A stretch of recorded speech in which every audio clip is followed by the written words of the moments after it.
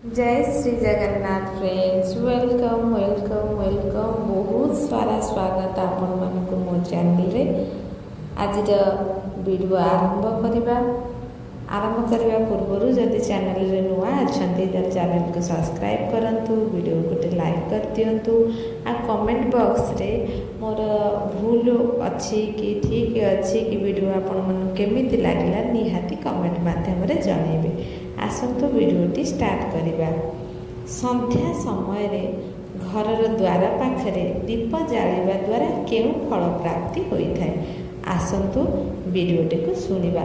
वीडियोटी की लास्ट पर्यंत सुनिबे, जमा भी वीडियो को स्किप करिबेनी। आपण माने समस्ते देखिथिबे अधिकांश घर द्वार रे संध्या समय रे दीप जलाई थांती। एहा देखि आपणक मनरे निश्चित प्रश्न उठुथुब जे एपरि काहींकी करा जाए एवं द्वार पाखरे दीप जालिबा द्वारा केउ फल प्राप्त होइथाय। चलतु सांग माने एई प्रश्नर उत्तर एवं सुंदर कथारु जानिबा, जाहाकू जोगेश्वर भगवान श्रीकृष्ण मुनिवर नारद को कहिथिले। गोटे थर कथा अटे। संध्या समय थाए, सूर्यदेव निजर लाल किरण द्वारा पश्चिम दिग आड़क अग्रसर हेउथिले। आकाश रे सुनार किरण माड़ी थाए। समुद्रर लहड़ी मने मने गुंजरित होउथाए एवं पूरा द्वारका नगर शांत थाए। सेही समय रे नारद मुनि नारायण नारायण जप करी द्वारिका नगर रे पहुँचिले। से जेते बेले जाई भगवान श्रीकृष्ण द्वार रे पहुँचिले, से देखिले द्वार पाखरे गोटे दीप प्रज्वलित हेउथिला। एमिति प्रतीत हेउथिला जे दीप केवल तेल एवं बत्ती रे प्रज्वलित हेउ नथिला, बरं श्रद्धा और भक्ति रे प्रज्वलित हेउथिला। जेते बेले नारद एहा देखिले, तांको मनरे एही रहस्य उंकी मारी बसिला। से सीधा भगवान श्रीकृष्ण पाखकू जाई कहिले, हे द्वारकाधीश, आपणक द्वार पाखरे जेउ दीप प्रज्वलित हेउछि ताहार रहस्य कोन एवं संध्या समय रे दीप जालिबा द्वारा केउ फल प्राप्त होइथाय। नारदଙ୍କ ଠାରୁ ଏହି ପ୍ରଶ୍ନ ଶୁଣି ନାରାୟଣ ସ୍ମିତ ହାସ୍ୟ ସହ କହିଲେ, ହେ ମୁନିବର, ତୁମର ଏହି ପ୍ରଶ୍ନ ମାନବ କଲ୍ୟାଣ ପାଇଁ ଉଚ୍ଚିଷ୍ଟ। ସନ୍ଧ୍ୟା ଦୀପ କେବଳ ପ୍ରକାଶ ନୁହେଁ, ଏହା ଅଜ୍ଞାତର ଅନ୍ଧକାରକୁ ଲୁଚାଉଥିବା ବ୍ରହ୍ମଜ୍ୟୋତି ଅଟେ। ଯେଉଁ ବ୍ୟକ୍ତି पूरा श्रद्धार सह संध्या दीप जालिथाए, से केवल घर को आलोकित करि नथाए, बरं निजर कर्म विचार और आत्मा को मध्य प्रकाशित करिथाए। हे मुनि श्रेष्ठ, एही संबंध रे मु तुमको गोटे पौराणिक कथा कहिबी, जहा दीपर दिव्य रहस्य को प्रकट करिथाए। हे नारद, बहुत समय तलर कथा अटे, जेबे अयोध्या नगरी स्वर्णमय शोभारे आलोकित हेउथिला। सेही पवित्र नगरी रे धर्म सत्य और मर्यादार बास थिला। मार्ग उपरे वेद मंत्र गुंजरित हेउथिला। प्रति अगणारे पूजार ध्वनि वातावरण को पवित्र करुथिला। सेही दिव्य भूमि रे अत्यंत ज्ञानी तपस्वी और वेदशास्त्र रे निपुण ब्राह्मण रहुथिला। तांकर नाम सुदर्शन थिला। लोक माने तांकु ब्राह्मण श्रेष्ठर आख्या देइथिले, किंतु ता पाखरे ज्ञान तो थिला, किंतु भक्तिर मधुर रस नथिला। ता हृदय रे प्रेमर भाव और श्रद्धा और समर्पणर से गभीरता नथिला, जहा जड़े भक्त पाखरे रहिबा दरकार। किंतु तार स्त्री ସୁଶୀଳା ଅତ୍ୟନ୍ତ ପତିବ୍ରତା, ପୁଣ୍ୟବ୍ରତୀ ଓ ଭକ୍ତି ଭାବରେ ବୁଡ଼ି ରହିଥିଲା। ସୁଶୀଳାର ଜନ୍ମ କେବଳ ଯେମିତି ଈଶ୍ୱରଙ୍କ ଭକ୍ତି ପାଇଁ ହୋଇଥିଲା। ସେ ସବୁ ସମୟରେ ଈଶ୍ୱରଙ୍କୁ ସ୍ମରଣ କରୁଥିଲା। ସେ ପ୍ରତିଦିନ ବ୍ରହ୍ମ ମୁହୂର୍ତ୍ତରେ ଉଠି ଅତ୍ୟନ୍ତ ଶ୍ରଦ୍ଧାର ଗୃହ ମନ୍ଦିରରେ ଦୀପ ପ୍ରଜ୍ୱଳିତ କରି ଭଗବାନ ବିଷ୍ଣୁଙ୍କୁ ପୂଜା ଆରାଧନା କରୁଥିଲା। ଯେତେବେଳେ ସନ୍ଧ୍ୟା ସମୟ ହୁଏ, ସୂର୍ଯ୍ୟଦେବ ନିଜ ପ୍ରସ୍ଥାନରେ ଥାଆନ୍ତି।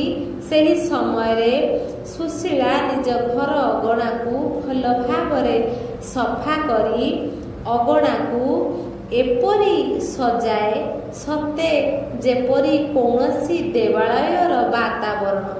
ସେହି ସମୟରେ ସେ ନିଜ ଦ୍ୱାରରେ ଛୋଟ ଦୀପଟିଏ ପୁରା ଶ୍ରଦ୍ଧାର ସହ ଲଗାଏ। ଏମିତି ଗୋଟିଏ ଦିନ ସନ୍ଧ୍ୟା ସମୟରେ ସୁଶୀଳା ଦୀପ ଲଗାଉଥାଏ। ତା ସ୍ୱାମୀ ସେହି ସମୟରେ ଆସି ତାର ଉପହାସ କରି କହିଲେ, ତୁମେ ଦୀପ କାହିଁକି ଜାଳୁଛ? ଏହାଦ୍ୱାରା ତୁମକୁ କ'ଣ ଫଳ ମିଳିବ? ଅଯଥାରେ ତେଲ ଶେଷ କରୁଛ। ନିଜ ସ୍ୱାମୀଙ୍କ ଠାରୁ ଏହି କଥା ଶୁଣି ସେ ଶାନ୍ତ ରହିଥିଲା। ବିନା ରାଗରେ ନିଜ ସ୍ୱାମୀ ପାଖକୁ ଯାଇ ଧୀର ସ୍ୱରରେ କହିଲା, ହେ ସ୍ୱାମୀ, ଏହି ଦୀପ କେବଳ ତେଲର ଦୀପ ନୁହେଁ, ଏହା ମୋର ଶ୍ରଦ୍ଧାର ଦୀପ, ମୋ ହୃଦୟର ଭକ୍ତିର ପ୍ରତୀକ। ଏହାଦ୍ୱାରା ଦେବୀ ଲକ୍ଷ୍ମୀଙ୍କର ଆଗମନ ହୋଇଥାଏ। ଏହାଦ୍ୱାରା ଧର୍ମର ଆଲୋକ ବିଚ୍ଛରିତ ହୋଇଥାଏ। ଏହା ଶୁଣି ସୁଦର୍ଶନ ହସି ହସି କହିଲା, ଯଦି ଏହି ଦୀପ ଏତେ ମହାନ, ତେବେ ମୁଁ ଦେଖିବି ଏହି ଦୀପ ତୁମକୁ କିପରି ସଙ୍କଟରୁ ରକ୍ଷା କରୁଛି। ଏମିତିରେ ମୋତେ ଏହି କଥା ଅନ୍ଧବିଶ୍ୱାସ ପରି ଲାଗୁଛି। ନିଜ ସ୍ୱାମୀଙ୍କର ଏହି କଥା ଶୁଣି ସୁଶୀଳା ଅତ୍ୟନ୍ତ ଦୁଃଖିତ ହେଲା। ସୁଶୀଳା ନିଜ ସ୍ୱାମୀଙ୍କୁ କହିଲା, ସଙ୍କଟ ସମୟରେ ଭକ୍ତିର ପରୀକ୍ଷା ହୋଇଥାଏ। ଯେଉଁ ପରୀକ୍ଷା ଭକ୍ତିର ସହ ହୋଇଥାଏ, ତାହା ନିଶ୍ଚୟ ସଫଳ ହୋଇଥାଏ। ଏହା କହି ସୁଶୀଳା ନିଜ ଘର କାମରେ ଲାଗିଗଲା। ଏମିତି ଅନେକ ଦିନ ବିତିଗଲା। ଗୋଟିଏ ଦିନ କିଛି ଏପରି ଘଟିଲା ଯାହା ସୁଦର୍ଶନ ଜୀବନର ଦିଗକୁ ବଦଳାଇ ଦେଲା। ଅଯୋଧ୍ୟା ନଗରୀରେ ଏକ ଭୟଙ୍କର ଅକାଳର ପ୍ରକୋପ ଖେଳିଗଲା। ଆକାଶ ଶୂନ୍ୟ ହୋଇଗଲା। ବାଦଲ ଆସୁଥିଲା କିନ୍ତୁ ବରୁଷୁ ନଥିଲା। କ୍ଷେତ ଶୁଖିଗଲା। ପୋଖରୀ ପାଣି ସମାପ୍ତ ହୋଇଗଲା। ସମ୍ପୂର୍ଣ୍ଣ ନଗରୀ ଭୟ ଓ ପୀଡ଼ାରେ ବୁଡ଼ିଗଲା। ଶସ୍ୟର ମୂଲ୍ୟ ଆକାଶ ଛୁଆଁ ହୋଇଗଲା। ଅକାଳ ଏତେ ବଢ଼ିଲା ଯେ ରାଜା ମହଲରେ ମଧ୍ୟ ଅନ୍ନର କମି ହୋଇଗଲା। ସୁଦର୍ଶନ ଘରେ ମଧ୍ୟ ସେହି ଦଶା ହୋଇଥିଲା। ଯେଉଁ ଘରେ ଯଜ୍ଞ ହେଉଥିଲା, ସେ ଘରେ ଏବେ ଚୁଲି ମଧ୍ୟ ଥଣ୍ଡା ହୋଇ ପଡ଼ିଛି। ଯେଉଁ ମୁହଁରୁ ବେଦପାଠ ଶୁଭୁଥିଲା, ସେଠୁ ଭୋକର କେବଳ ହାହାକାର ଚିତ୍କାର। ଘରେ ପାଣିର ଗୋଟିଏ ବୁନ୍ଦା ମଧ୍ୟ ନଥିଲା। କେବଳ ସମସ୍ତଙ୍କ ମୁଖରେ ନିରାଶ ହିଁ ନିରାଶ ଥିଲା। କିନ୍ତୁ ଏତେ ସବୁ ହେବା ପରେ ମଧ୍ୟ ସୁଶୀଳା ନିଜ ପ୍ରଭୁଙ୍କ ଉପରୁ ବିଶ୍ୱାସ ଭାଙ୍ଗି ନଥିଲା। ସେ ଭୋକରେ ରହି ମଧ୍ୟ ଦୀପ ଜାଳୁଥିଲା। ସୁଶୀଳା ହୃଦୟରେ ଆଶାର ଭକ୍ତି ଭାବ ଥିଲା। ସେ ତାର ସ୍ୱାମୀକୁ କହିଲା, ହେ ସ୍ୱାମୀ, ଏ ଦୀପ ଯେତେ ଛୋଟ ହେଉଥାଉ, କିନ୍ତୁ ମୋ ବିଶ୍ୱାସ ଅଧିକ ବଡ଼ ଅଟେ। ଯେତେ ପର୍ଯ୍ୟନ୍ତ ଏ ଦୀପ ଜଳିବ, ଆମର କିଛି ହେବ ନାହିଁ। ସେ ଏହି ପ୍ରକାରର ସବୁଦିନ ସନ୍ଧ୍ୟାରେ ଦ୍ୱାର ପାଖରେ ଦୀପ ପ୍ରଜ୍ୱଳିତ କରେ, କାରଣ ଭଗବାନଙ୍କ ପ୍ରତି ତାର ବିଶ୍ୱାସ ଅତୁଟ ଥିଲା। ସତରେ ସମୟରେ ସେହି ରାତି ବହୁତ ଅଦ୍ଭୁତ ଥିଲା। ଆକାଶ ଅନ୍ଧକାର ଖେଳିଥିଲା। ଆକାଶରେ ନା ତାରା ଦେଖାଯାଉଥିଲା, ନା ଚନ୍ଦ୍ରମାର କୌଣସି କିରଣ ପଡ଼ୁଥିଲା। ଚାରିଆଡ଼େ ମୌନ ଥିଲା। ବାୟୁ ଶାନ୍ତ ଥିଲା। ତଥାପି ସୁଶୀଳା ଦ୍ୱାରରେ ସେହି ସନ୍ଧ୍ୟା ଦୀପ ଥିଲା। ସେହି ଦୀପ ସବୁ ରାତିଠାରୁ ଅଧିକ ଜୋରରେ ଜଳୁଥିଲା। ସୁଶୀଳା ସେହି ଦୀପ ପାଖରେ ବସି ପ୍ରଭୁଙ୍କୁ ସ୍ମରଣ କରୁଥିଲା। ତା ମନରେ ଅତ୍ୟଧିକ ବିଶ୍ୱାସର ଭାବ। ହଠାତ୍ ଆଗରେ ଦିବ୍ୟ ପ୍ରକାଶର ରଣ ସୁଶୀଳା ଚାରିଆଡ଼େ ଦେଖିଥାଏ। ଇଏ କ'ଣ ହେଉଛି? ସେତେବେଳେ ତାର ଦୃଷ୍ଟି ଦ୍ୱାର ଉପରେ ପଡ଼ିଲା, ଯେଉଁଠି ଗୋଟିଏ ଦିବ୍ୟ ତେଜ ଭରା ସୁନ୍ଦର ସ୍ତ୍ରୀ ଠିଆ ହୋଇଥିଲେ। ଏମିତି ଥିଲା କି ବର୍ଣ୍ଣନା କରିବା କଠିନ ଥିଲା। ବସ୍ତ୍ର ସ୍ୱର୍ଣ୍ଣ ସମାନ ଚମକୁଥିଲା। ତାଙ୍କ ନେତ୍ରରୁ କରୁଣାର ମଧୁର କିରଣ ବାହାରୁଥିଲା। ତାଙ୍କ ଚରଣ ସ୍ପର୍ଶରେ ପୃଥିବୀରେ ପୁଷ୍ପ ଖେଳୁଥିଲା। ସେ କୌଣସି ସାଧାରଣ ନାରୀ ନଥିଲେ, ସେ ଧନର ଦେବୀ ମହାଲକ୍ଷ୍ମୀ ଥିଲେ। ଦେବୀଙ୍କୁ ଦେଖି ସୁଶୀଳାର ହୃଦୟ ଭକ୍ତିମୟ ହୋଇଗଲା। ସେ ଲୋତକ ଭରା ନୟନରେ ମାତାକୁ ହାତ ଯୋଡ଼ି ପ୍ରଣାମ କରି ଦେବୀଙ୍କ ଗୋଡ଼ ତଳେ ପଡ଼ିଗଲା। ମା ଲକ୍ଷ୍ମୀ କହିଲା, ସୁଶୀଳା ଉଠ, ମୁଁ ତୋ ଭକ୍ତିରେ ଅତ୍ୟନ୍ତ ପ୍ରସନ୍ନ। ତୁ କଠିନତମ ପରିସ୍ଥିତିରେ ମଧ୍ୟ ତୋ ନିର୍ଣ୍ଣୟକୁ ଭାଙ୍ଗି ନାହୁଁ। ମାଗ, କ'ଣ ବର ମାଗୁଛୁ ମାଗ। ଦେବୀଙ୍କର ଏହି କଥା ଶୁଣି ସୁଶୀଳା କହିଲା, ହେ ମାତା, ମୋତେ ଧନ ସମ୍ପତ୍ତି ବୈଭବ ଦରକାର ନାହିଁ। କେବଳ ମୋ ଦ୍ୱାରରେ ଏହି ଦୀପ ବିଶ୍ୱାସ ଓ ଭକ୍ତି ସହ ଏପରି ପ୍ରଜ୍ୱଳିତ ହେଉଥାଉ, ମୋ କୂଳରେ ସର୍ବଦା ଧର୍ମ, ଶାନ୍ତି ଓ ସୁଖ ରହିଥାଉ ଏବଂ କେଉଁ ଯୁଗରେ ମଧ୍ୟ ମୋର ବଂଶାଦ ଏହି ଦୀପର ମହିମାକୁ ଭୁଲିବେ ନାହିଁ।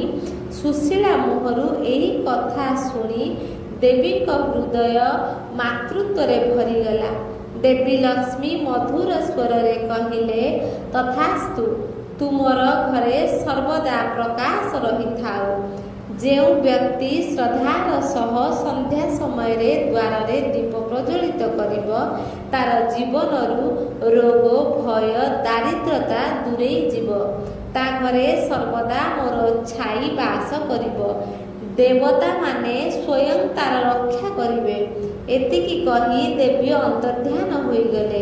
ତାପରେ ସୁଶୀଳା ଭକ୍ତି ଓ ଖୁସି ଭାବରେ ଦୀପକୁ ଚାହିଁଥାଏ ଯେ ଭକ୍ତି ଓ ବିଶ୍ୱାସର ଭାବ କେବେ ବ୍ୟର୍ଥ ଯାଏ ନାହିଁ। ସେହି ସନ୍ଧ୍ୟା ସୁଶୀଳା ପାଇଁ ଏକ ଚମତ୍କାର ଥିଲା। ପରଦିନ ଯେତେବେଳେ ସୁଦର୍ଶନ ଉଠେ, ସେ ଦେଖିଲା ତା ଘର ଅଗଣାରେ ଶସ୍ୟ ଭରା ଥାଳି, ଚାଉଳ, ଗହମ, ଫଳ, ଡାଲି ସୁବ୍ୟବସ୍ଥିତ ଭାବରେ ଥିଲା। ଘର ଅଗଣା ମଧୁର ସୁଗନ୍ଧରେ ମହକୁଥିଲା, ଯେପରି ବସନ୍ତର ବିରାଜମାନ ହୋଇଛି। ସୁଦର୍ଶନ ଆଶ୍ଚର୍ଯ୍ୟର ସହ ଏପଟେ ସେପଟେ ଦେଖୁଥାଏ ଓ ମନେ ମନେ ଭାବୁଥାଏ, ଏସବୁ କିପରି ହେଲା। ସେ ଦୌଡ଼ି ଯାଇ ନିଜ ପତ୍ନୀକୁ ପଚାରେ, ଏହା କିପରି ହେଲା? ସୁଶୀଳା କହିଲା, ହେ ସ୍ୱାମୀ, ଏହା ମୋର ସେହି ଶ୍ରଦ୍ଧା ଓ ବିଶ୍ୱାସର ସହ ସନ୍ଧ୍ୟା ଦୀପର ଚମତ୍କାର, ଯାହା ଆପଣଙ୍କୁ ମାତା ଲକ୍ଷ୍ମୀ ସ୍ୱୟଂ ଆମ ଘରେ ବିରାଜମାନ କରିଥିଲେ। ଏହା ଶୁଣି ସୁଦର୍ଶନର ଅନ୍ତରର ଆତ୍ମା ପଶ୍ଚାତାପ ଓ ଭକ୍ତିର ଲହରୀ ସୁଶୀଳାକୁ ଚାହିଁ କହିଲା, ହେ ପଲ୍ଲବୀ, ମୁଁ ଜ୍ଞାନର ଅହଙ୍କାର ଅନ୍ଧାରରେ ବୁଡ଼ି ରହିଥିଲି, କିନ୍ତୁ ଏହି ଛୋଟିଆ ଦୀପ ମୋର ସବୁ ଅହଙ୍କାରକୁ ଭାଙ୍ଗି ମୋ ମନରେ ପ୍ରକାଶର ଆଲୋକ ଭରିଦେଲା। ସୁଦର୍ଶନ ମଧ୍ୟ ସୁଶୀଳା ସହ ମିଶି ସନ୍ଧ୍ୟା ଦୀପ ପ୍ରଜ୍ୱଳିତ କଲା। ଏହା ଧୀରେ ଧୀରେ ନିୟମରେ ପରିବର୍ତ୍ତନ ହୋଇଗଲା। ଧୀରେ ଧୀରେ ତାଙ୍କ ଜୀବନରେ ସୁଖ, ଶାନ୍ତି ଓ ସମୃଦ୍ଧି ଲାଗି ରହିଲା। ଏହା ଦେଖି ଗାଁ ଲୋକ ମଧ୍ୟ ସନ୍ଧ୍ୟା ଦୀପର ରହସ୍ୟ ଜାଣି ନିଜ ଦ୍ୱାରରେ ଦୀପ ଲଗାଇଲେ। ଅଯୋଧ୍ୟା ନଗରୀ ଦୀପମୟ ହୋଇଗଲା। ଏହିପରି ଲାଗୁଥିଲା ପୁରା ଧରିତ୍ରୀକୁ ତାରାମାନେ ଓହ୍ଲେଇ ଆସିଛନ୍ତି। ସୁଶୀଳାର ଏହି ଛୋଟ ଶ୍ରଦ୍ଧାର ଦୀପ ପୁରା ଅଯୋଧ୍ୟାକୁ ଆଲୋକିତ କରିଦେଲା। ଏହି ଦୀପ ଆମ ଜୀବନର କ୍ରୋଧ, ଅହଙ୍କାରକୁ ହଟାଇ ଆମ ଭିତରେ ଶ୍ରଦ୍ଧା, ଭକ୍ତି ଓ ସମର୍ପଣ ଆଣିଥାଏ। ଏହା କେବଳ ଦୀପ ନୁହେଁ, ବରଂ ଭକ୍ତି ଓ ଶ୍ରଦ୍ଧାର ପ୍ରତୀକ। ଯେଉଁ ଘରେ ସନ୍ଧ୍ୟା ସମୟରେ ଦ୍ୱାର ପାଖରେ ଦୀପ ଜଳାଯାଇଥାଏ ସେହିଠାରେ ସବୁ ପାପର ନାଶ ହୋଇଥାଏ ଓ ନକାରାତ୍ମକ ଶକ୍ତି ଘରୁ ପ୍ରବେଶ କରିନଥାଏ। ପ୍ରତ୍ୟେକ କାର୍ଯ୍ୟର କିଛି ନିୟମ ଥାଏ। ଦୀପ ଲଗାଇବାର ମଧ୍ୟ ନିୟମ ଅଛି। ଯେତେବେଳେ ଗ୍ରହଣ ଲାଗିଥାଏ ସେତେବେଳେ ଦୀପ ଲଗାଇବା ବର୍ଜିତ। ଘରେ କଳହ, ଦୁଃଖ ଓ ଜନ୍ମ ମୃତ୍ୟୁ, ଶୋକ ଓ କ୍ରୋଧିତ ଅବସ୍ଥାରେ ଥିଲେ ମଧ୍ୟ ଦୀପ ଜଳାଇବା ବର୍ଜିତ। ତୃତୀୟ, ଆନ୍ଧି ତୋଫାନ ସମୟରେ ଦୀପ ଜାଳିବା ଅଶୁଭ ହୋଇଥାଏ। ଦୀପକୁ ସର୍ବଦା ଖୁସି ମନରେ ଓ ମନରେ ଭକ୍ତି ଓ ପ୍ରେମ ଓ ସମର୍ପଣ ରଖି ପ୍ରଜ୍ୱଳିତ କରିବା ଦରକାର। ନଚେତ୍ ଦୀପ ଆଲୋକ ଦେଇଥାଏ କିନ୍ତୁ ଆଶୀର୍ବାଦ ନୁହେଁ। ଦୀପକୁ ସର୍ବଦା ଶୁଦ୍ଧ ଓ ପବିତ୍ର ଅବସ୍ଥାରେ ଜଳାଇବା ଉଚିତ। ଭିଡ଼ିଓଟିକୁ ଏଇଠି ଶେଷ କରୁଛି। ଆପଣମାନେ ଭିଡ଼ିଓଟିକୁ ଲାଷ୍ଟ ପର୍ଯ୍ୟନ୍ତ ଶୁଣିଥିବାରୁ ଆପଣଙ୍କୁ ବହୁତ ବହୁତ ଧନ୍ୟବାଦ। ରହୁଛି। ଜୟ ଶ୍ରୀ ଜଗନ୍ନାଥ।